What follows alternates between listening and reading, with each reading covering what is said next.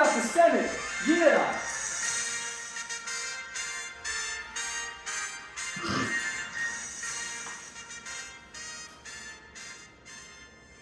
Along with this very important presidential election, we also have 34 state Senate elections. These are just as important, and it goes by people's minds.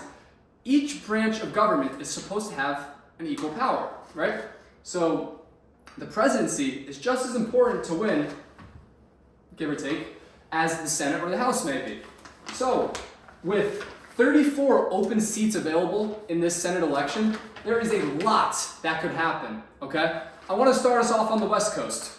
I want to start us off in Washington, where incumbent Maria Cantwell, the Democrat, will have re-election success against Raul Garcia, the Republican. Let's go to California. This is an interesting Senate race because they're not running for a full term because they will be replacing LaFonza Butler, who is the Democrat. Now, this is between Adam Schiff and Steve Garvey. Adam Schiff will win this by a commanding margin. Democrat. Let's go over to Nevada, where incumbent Jackie Rosen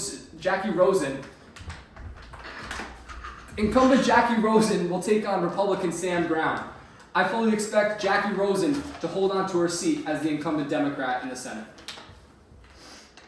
Now we'll go to Montana in one of the most important Senate races and a huge possibility to flip for Republicans. Extremely, extremely important race in Montana. Very Republican in the presidential election, but they actually have a Democrat in John Tester as their incumbent. As their incumbent senator. With that being said, I expect Tim Sheehy to flip the seat and give the Republicans a Senate spot in Montana. Down to Wyoming. Incumbent John Barrasso, the Republican, will defeat Scott Morrow, the Democrat. On to Utah. Mitt Romney, the incumbent, who ran against President Obama in 2012, He ran against President Obama in 2012. He's a Republican, but he's what they call a rhino.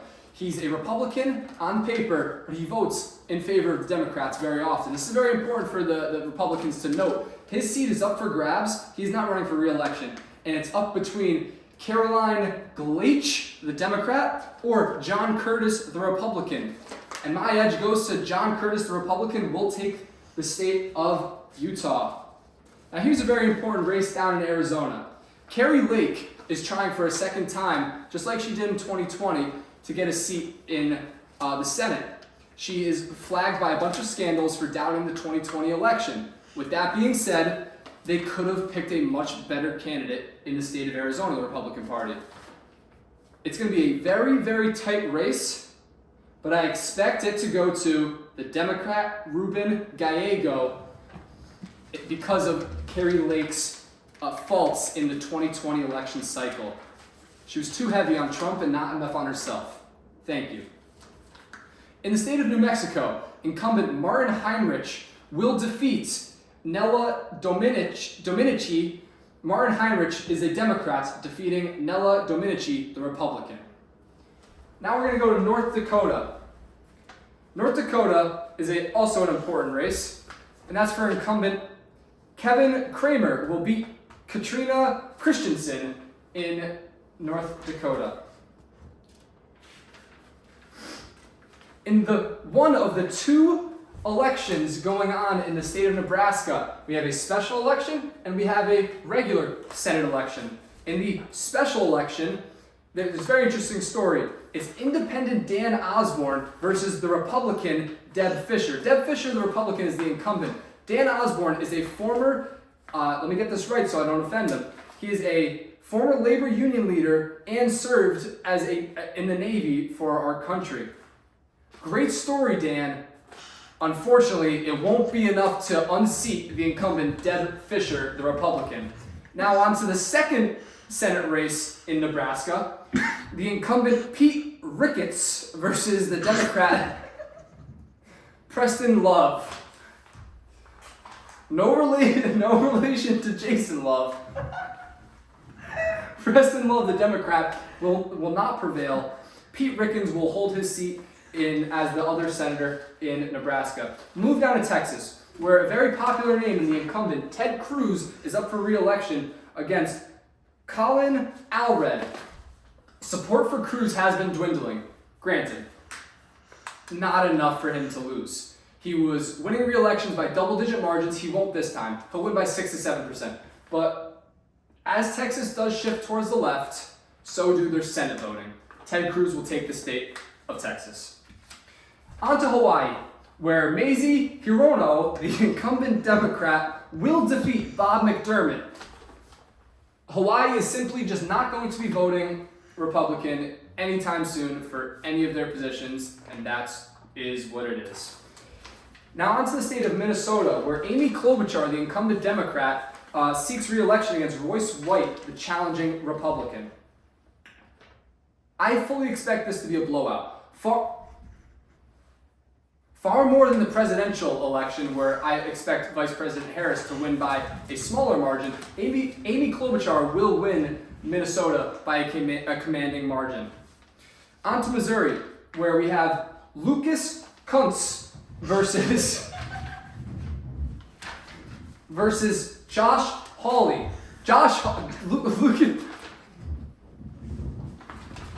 Lucas, the Democrat.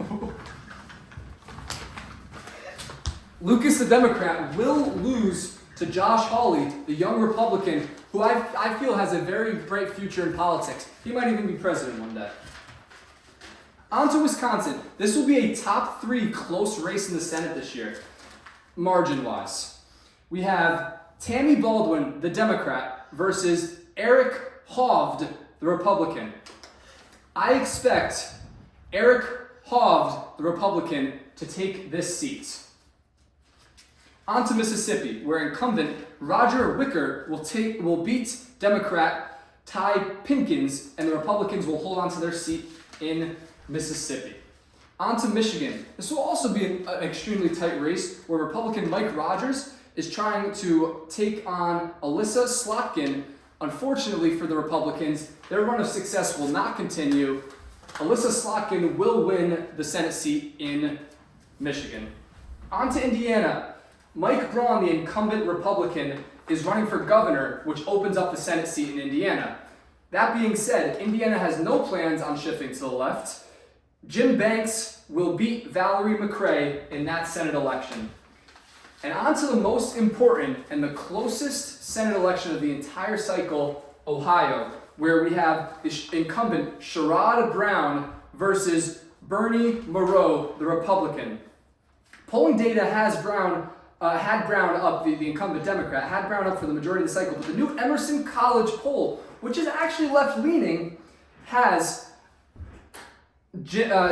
Bernie Moreno up by 3 points, and a Morning Consult poll, which is also very far left-leaning, underpolls Republican support, had Moreno up by a point just a week ago. I fully expect this Ohio seat to go to the Republican Bernie Moreno and unseats Sherrod Brown. Down to Florida, we have the incumbent Rick Scott trying to hold on to his seat against the Democrat Debbie Maracchio Powell. Rick Scott will hold his seat. On to West Virginia. This is a very interesting race as well. West Virginia had Joe Manchin, who was found of multiple frauds, including embezzlement, bribery, and I'm pretty sure there was a sexual assault in there. Joe Manchin is not running for re-election, and instead, Glenn Elliott is trying to get the seat for the Democrats, while Governor Jim Justice, Big Jim Justice, everyone loves Jim Justice and his dog. This guy's like 400 pounds, he's jolly, he's got a good dog. There's no doubt in my mind, Jim Justice, a Republican, will take this seat. You might even see his dog at the celebration. In Virginia, we have an important race right in here in Virginia. Tim Kaine, Hillary Clinton's running mate, the incumbent senator from Virginia, the Democrat, will take on a guy named Hung Cao. Hung Cao. Hung Cao is a blunt truth teller, and he's also a veteran. Unfortunately, Unlike the presidential election, Virginia will not be close in this regard. Hung Kao, awesome name, not your race to win. Tim Kaine will hold his seat in Virginia. In Pennsylvania, Tim Kaine is a Democrat. In Pennsylvania, another close Senate race will be between incumbent Bob Casey and Republican David McCormick. Casey will win re-election for the Democrats and join John Fetterman, who I'm really glad has gotten over his stroke, as the other senator in Pennsylvania. The Democrats will hold their seat in Pennsylvania. Off to Maryland, where Ben Cardin, the Democrat incumbent, is not running for re-election. So Angela Also Brooks is trying to hold their Democratic seat against Larry Hogan, the Republican. Also Brooks has a 10-point advantage in the polls right now. I expect Maryland to remain blue for Angela Also Brooks. Now down to our, still a lot more. In New Jersey, George Hawley's seat. George Hawley replaced Bob Menendez when Bob Menendez was indicted for all of the fraud he did. Also money embezzlement, laundering, bribery, everything you could think of. Bob Menendez, a reason New Jersey is shifting to the right. Bob Menendez does not have the seat anymore. Ben Cardin, George Helmy, his seat is up for grabs. Andy Kim, this is actually the battle of doctors, very interesting. Andy Kim and Curtis Bradshaw, the Republican, Andy Kim's a Democrat, they're both doctors. This is the battle of the doctors. Two very smart guys, I respect them. Andy Kim will win this for the Democrats. Give me blue New Jersey. Off to Delaware. Not too much here. Tom Carpenter, the incumbent, is not running for re-election. Democrats will have no issue holding this seat. Lisa Blunt Rochester will beat Eric Hansen, and the Democrats will hold their seat in Delaware.